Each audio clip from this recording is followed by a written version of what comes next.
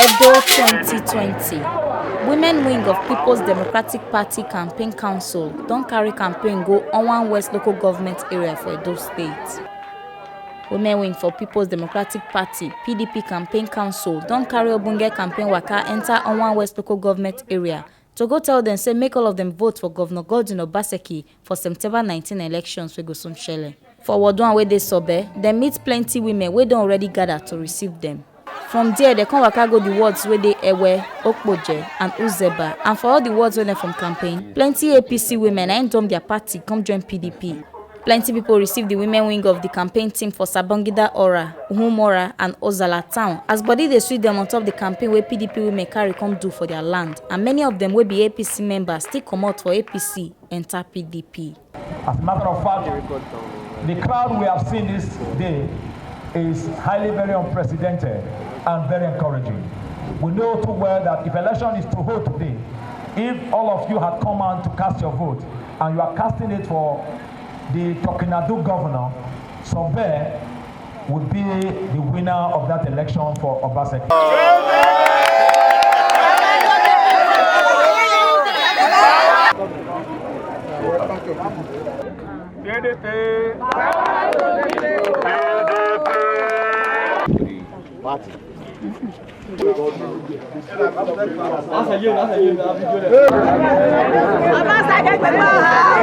As you have become a member of the People's Democratic Party today, you are as equal as those that have been there before now.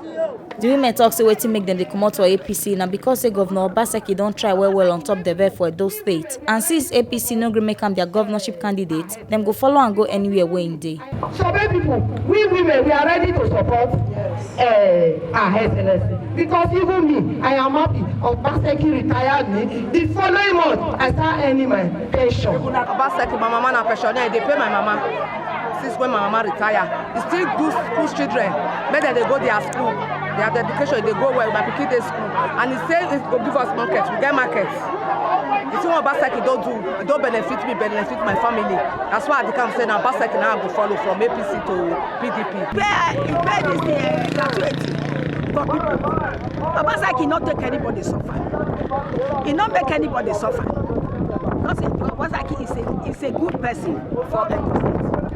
Everybody go vote for him and we go make the campaign. Edo North wey first be Ogbonge APC districts don't lose plenty women to PDP. Una go sabi say politicians they always talk am say if you neglect one woman you go lose election. Now wetin go shele next go prove whether this one are true or na lie.